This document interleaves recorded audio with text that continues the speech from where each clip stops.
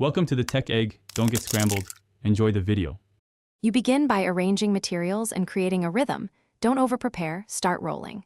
Use the slotted tool to form tight coils, then release to make loose coils. This contrast creates dimension.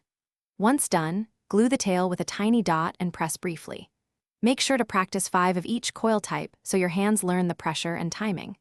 You'll understand why coil tension controls shape stability and that early repetition speeds the rest of the process.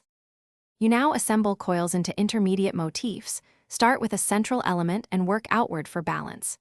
Pin each shaped coil to the board, then align neighboring pieces so edges meet cleanly. This keeps tension even and avoids warping. Once placed, add minimal glue at contact points with a toothpick. Excess glue will fray strips, so less is better.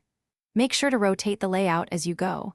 That lets you spot gaps and adjust shapes before the glue cures. Ensuring you finish by stabilizing and protecting your work. Apply 1 or 2 light varnish coats to prevent dust and aging, and let each coat dry.